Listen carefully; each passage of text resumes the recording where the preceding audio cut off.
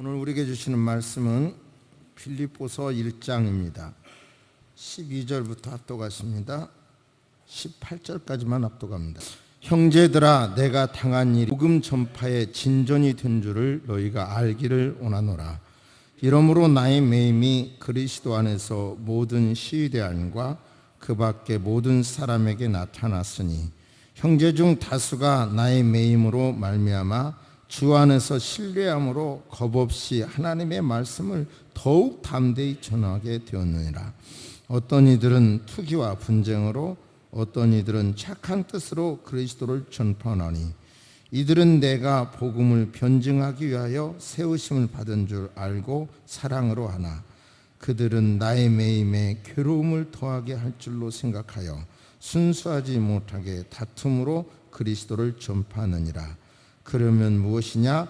거칠애로 하나 참으로 하나 무슨 방도로 하든지 전파되는 것은 그리스도니 이로써 나는 기뻐하고 또한 기뻐하리라. 아멘.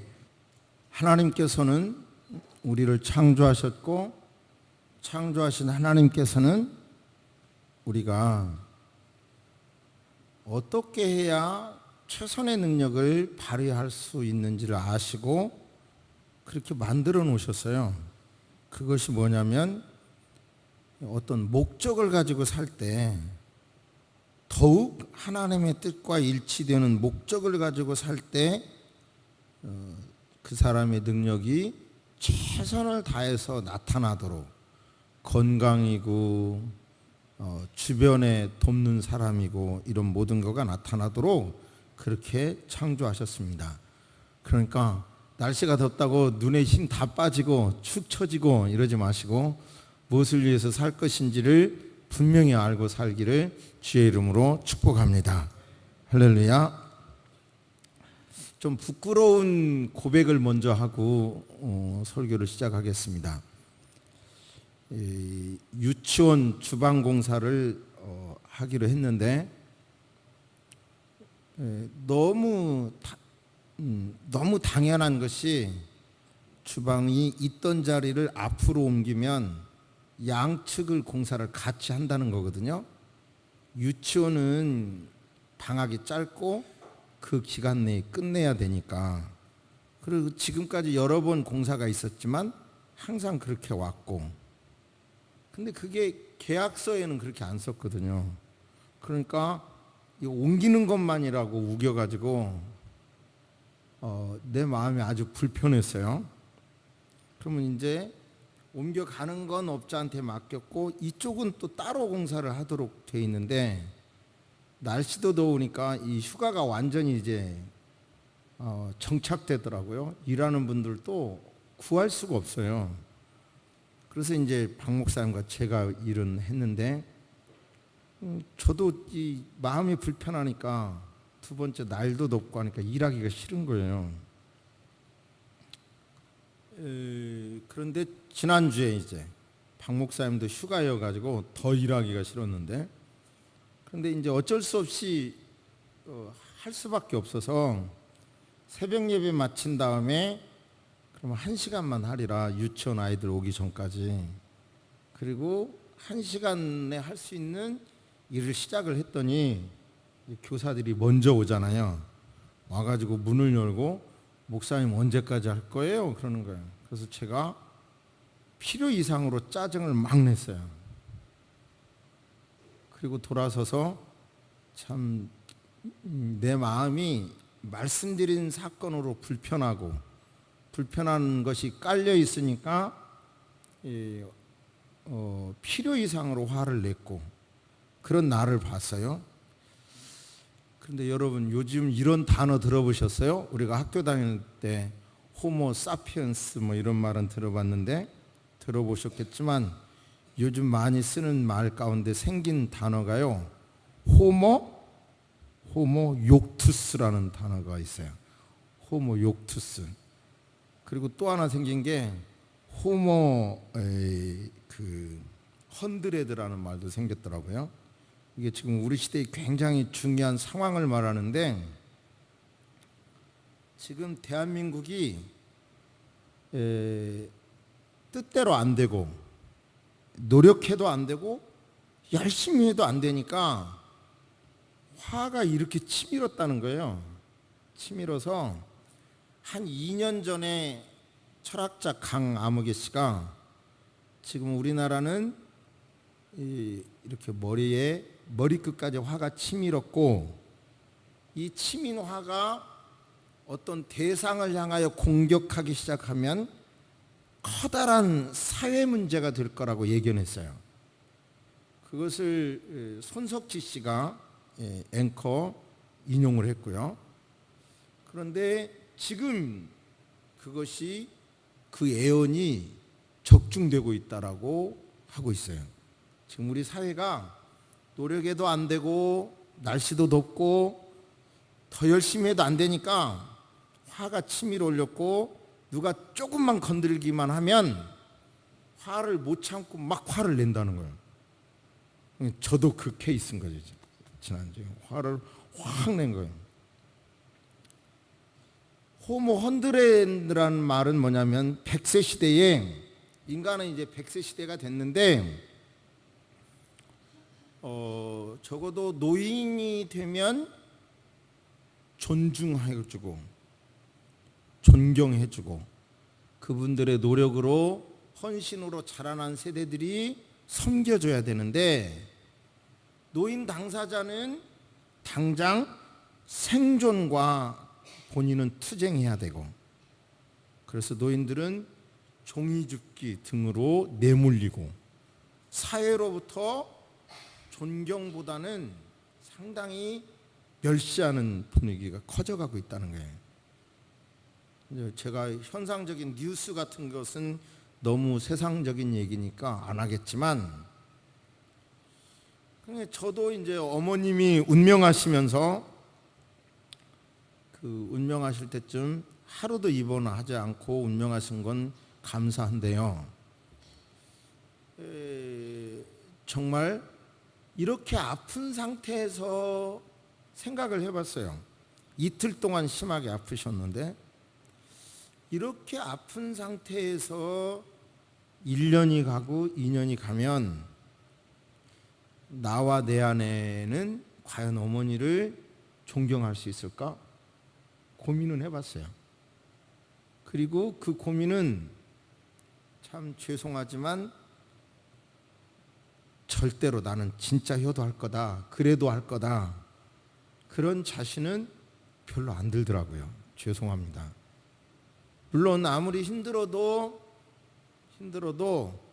요양원에 모시지 않고 운명하시는 날까지 모시자. 제 아내가 스스로 그랬고 저는 정말 힘들면 요양원으로라도 모셔야지 뭐 가족을 지키기 위해서 속으로 그랬지만 정말 힘들어도 끝까지 모실 자신은 없더라고요. 제게 꼭 하겠다 이런 건 목사가 못 쳤다. 죄송합니다. 그렇게 생각하시는 분에게는 제가 사과드립니다. 그러나 아무튼 그것이 바로 우리 시대의 현상이에요. 이런 현상 앞에 하나님께서는 우리가 어떻게 살기를 원하는지 이런 상황을 극복할 수 있는 하나님이 주신 방향은 무엇인지 본문을 통해서 사람의 소리가 아니라 하나님의 소리를 듣게 되기를 주의 이름으로 축복합니다. 잘 아시는 말씀이니까 어떤 말씀일까를 한번 생각해 보세요.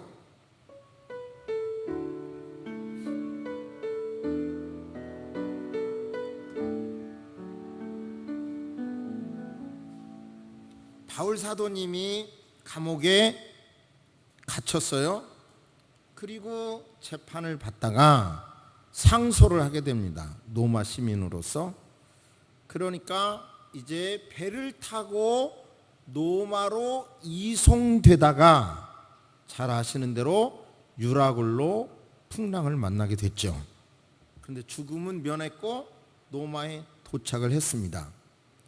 제가 성경을 통해서 정리를 해보니까 감옥에 구속된 건 아니고 가택연금이라고 봐요. 저는 가택연금.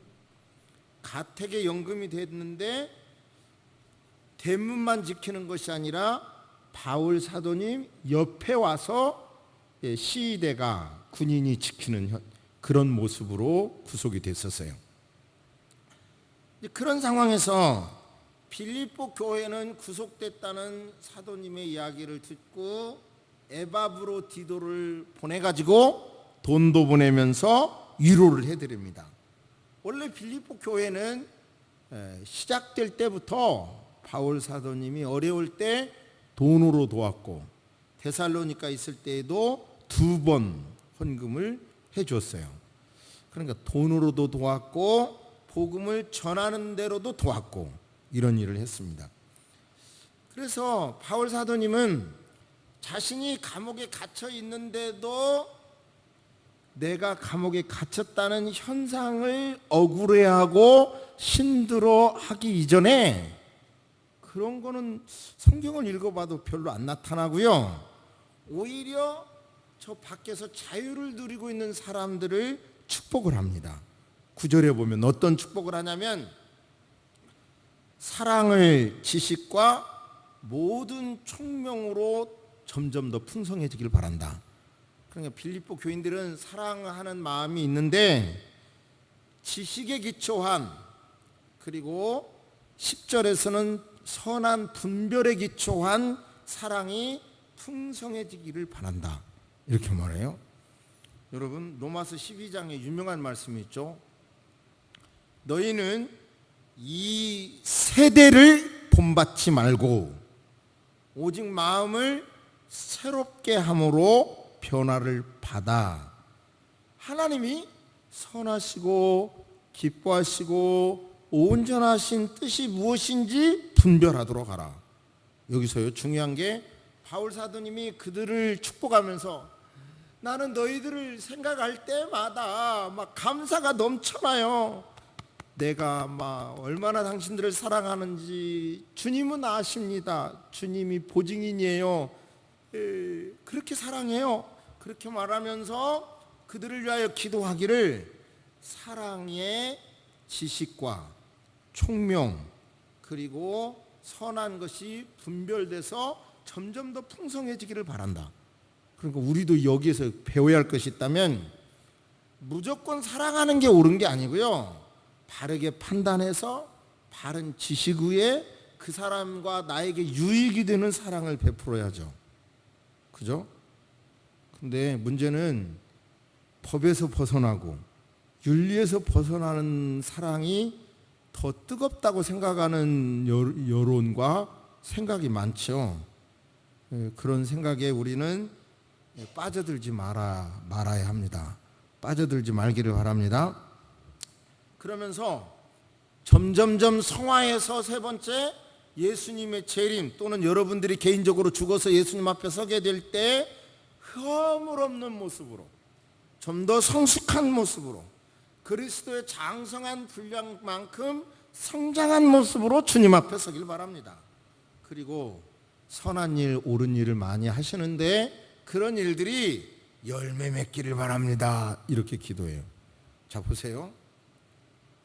행복한 사람의 모습, 마음이 넓은 사람의 모습, 그리스도인의 모습은 내 가족, 내 문제 여기만이 아니라 바울 사도는 자신이 갇혀 있음에도 교회를 향한 마음, 그들도 바른 신앙을 가지고 살아가도록 하는 마음에 관심을 두는 거예요. 명심합시다. 저와 여러분이 행복해지길 원한다면 내 건강, 내 가족의 문제, 자꾸 이렇게 축소될수록 집착이 생겨요. 그리고 그건 또 내 것이 안 돼요. 오히려 집착할수록 그 사람이 나를 힘들게 해요. 깨달아지십니까? 방기하라, 법률용어로 방기하라 이런 뜻을 쓰는데요, 놔두라 그런 뜻은 아니에요. 그것과 달라요. 그런데 이 모든 걸 차단하고 자꾸 이게 여기 갇힐수록 여러분 어느 순간에 딱 저와 여러분에게 족쇄가 되고 마요. 그 사람에게 족쇄가 돼요. 그러니까 바울처럼 이런 마음을 가지시기를 주의 이름으로 축복합니다. 그러니까 막 자꾸 화가 나. 내 문제에 집착할수록 화가 나요. 그러니까 그런 때일수록 다른 문제, 교회 문제, 또 내 주변에 누구 다른 사람의 문제, 나라의 문제, 그런 문제를 놓고 기도해 보세요. 이 문제만 자꾸 보면 화가 나는데 그것이 풀어지는 방법이 그거라니까요. 이 영적인 공식을 깨달으시기를 주의 이름으로 축복합니다. 두 번째, 모든 것은 마음먹기 달렸다고 하는데 바울의 해석 좀 보세요. 사도 바울께서 감옥에 갇혔어요.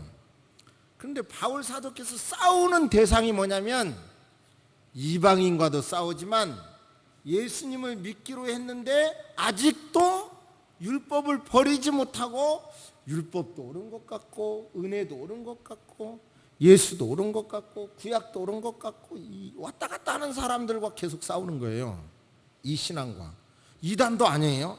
그런데 바울 사도께서 잡히고 난 다음에 어떤 사람은 바울 사도께서 잡혔어, 그러니까 우리라도 열심히 기도해야지, 열심히 복음을 증거해야지, 주님께서 원하시는 일을 해야지 하는 사람이 있는가 하면 쌤통이다.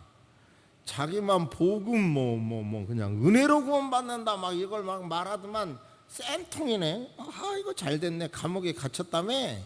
그러면서 감옥에 갇혀 있는 바울이 샘나도록, 질투가 나도록, 그냥 짜증 나도록 열심히 하는 사람이 있어요. 그 소문이 들어오는 거예요. 저 있잖아요. 물론 이단은 아니지만 사도님이 갇혀서 마음에 안 돼서 열심히 오히려 대신 하나님의 일을 하는 사람이 있는가 하면 사도님을 열받게 하려고 하는 사람이 있어요. 그러자 바울 사도님은 그래? 이렇거나 저렇거나 이단도 아니고 하나님의 일만 하면 되지 뭐. 하나님의 이름을 증거하고 복음을 증거하면 나는 최고네. 그걸로 전혀 열받지 않아요. 그러니까 뭐예요? 행복하기를 원한다면 해석의 틀이 좋아야 돼요. 이렇게. 그러죠? 당연히 말은 이렇게 해도요 짜증날 수 있죠. 기왕이면 자기를 지지하는 사람들만 열심히 하면 좋겠는데 샘나라고 하는 사람이 열심히 하는 것은 불편할 수 있죠. 그런데 여러분, 바울 사도님이 이렇게 엄청난 일을 할 수 있는, 심지어 어느 학자들은 예수님보다 더 큰 유인으로 본다니까요. 바울 사도님을.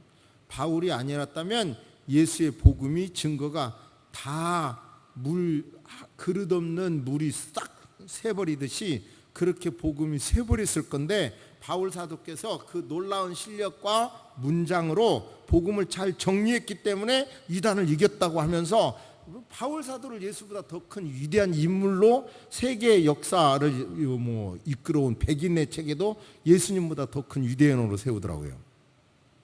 이런 사람이 될 수 있었던 것은 해석의 틀이 바뀌었기 때문에 그래요. 그러나 여러분, 행복하기를 원하십니까? 화를 참기를 원하십니까? 막 부글부글 끓어오르는 막 이런 어떤 분노를 완전히 잠재우기를 원하십니까? 그거 자꾸 생각하면 절대로 답이 안 나와요. 그러니까 해석의 틀을 두 번째 바꾸시기를 주의 이름으로 축복합니다.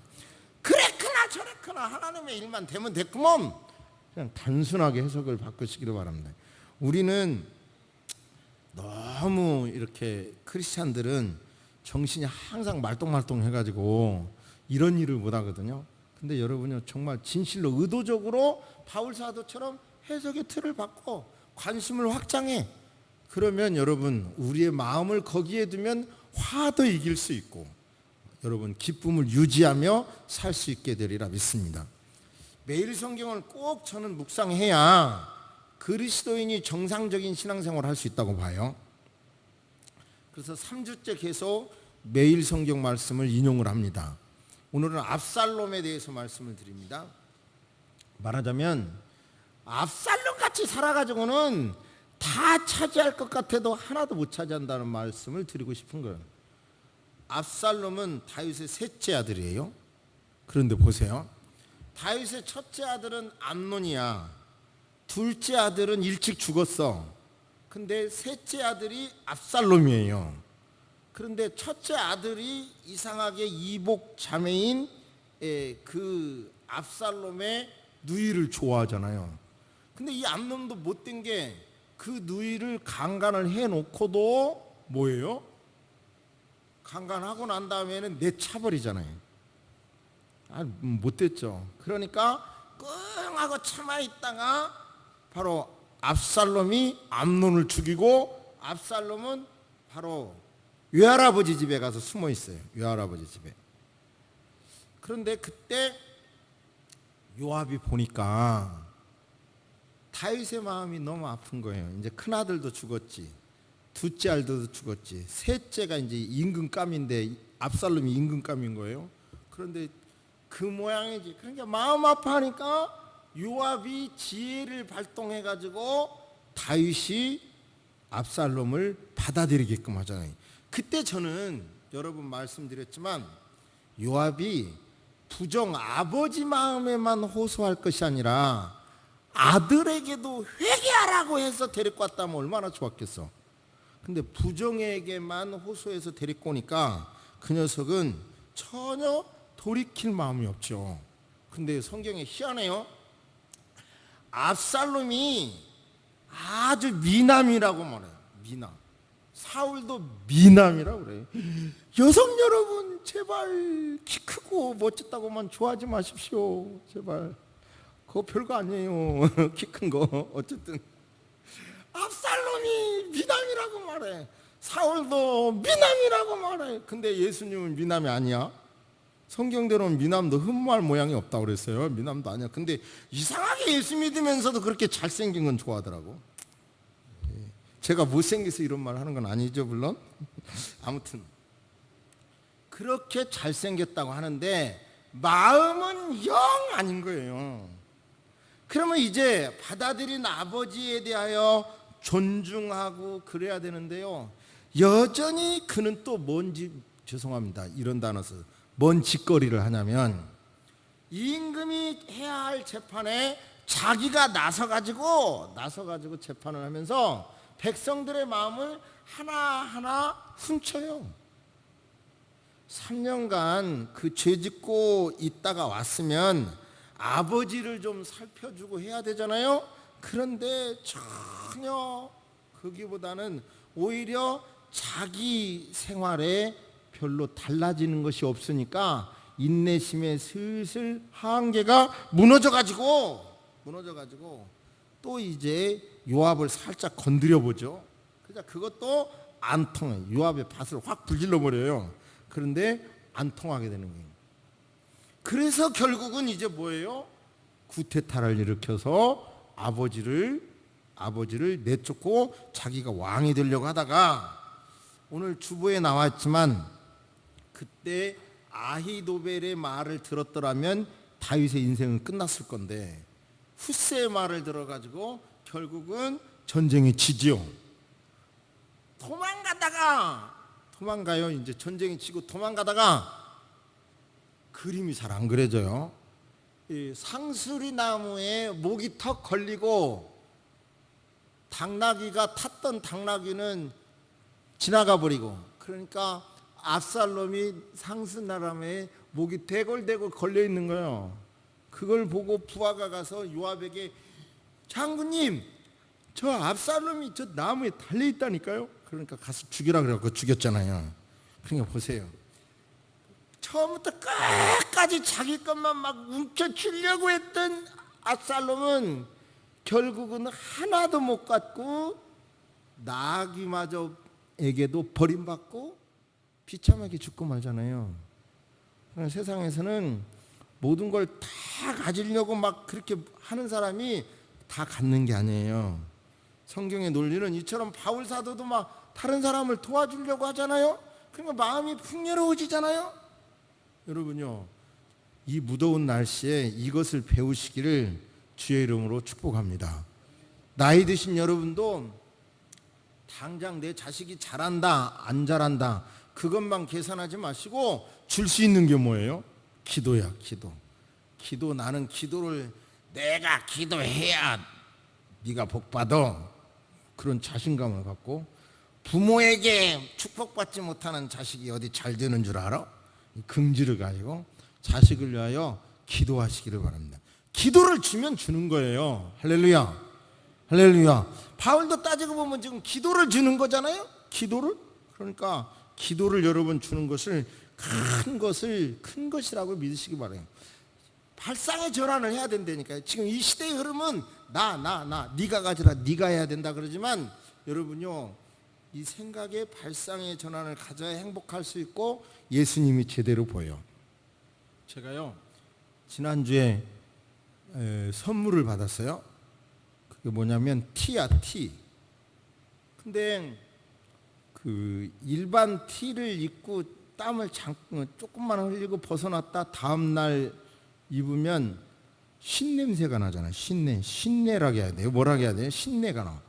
근데 진짜요, 저 뭐 기능성 옷 이런 거 별로 안 믿었는데 한 번을 입고 땀을 잔뜩 흘려고 노하고 안 빨고 다음 날 또 입어보려고 하니까 냄새가 안 나는 거 있죠. 진짜 3번이나요. 3번이나 땀을 흘렸는데 티가 냄새 안 나요. 이따 목양실 걸어놨으니까 와서 보세요.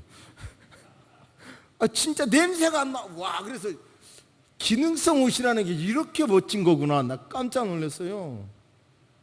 그러니까 여러분, 이런 말들이 요즘 나 먹고 살기도 힘든데 뭘 이렇게 관심을 밖으로 돌리라는 건 그건 목사님이나 교회에서 나는 소리요. 그런 소리 하지 말고 생각을 바꿔보시라니까요. 그러면 하나님이 축복해 주실 줄로 믿습니다. 사실 노인 섬기는 것도 얼마나 힘든 일이에요. 그런데 저는 아무리 봐도 이성으로는 답이 안 나온다고 봐요. 그러나 하나님께서 복을 준다고 했으니까 하나님의 방법으로 복을 주시리라 믿습니다. 목사님, 아주 인색한 사람도 잘 되던데요? 왜 그 사람은 그래요? 그러면 그냥 그 사람은 그렇게 살라 그러고 우리는 우리 방법으로 살기를 주의 이름으로 축복합니다. 할렐루야. 아무튼 자꾸 주려는 마음을 내가 어떻게 줄 것인가 한번 생각해 보세요. 바울 사도님은 기도로 줬고 억울한 상황에 대해서도 해석을 바꿔서 지금 자기 마음을 유지하고 자기를 컨트롤하고 있잖아요. 여러분은 현재 상황에서 어떻게 여러분을 지킬 수 있을 것인지 한번 각자 적용해 보시기를 바랍니다.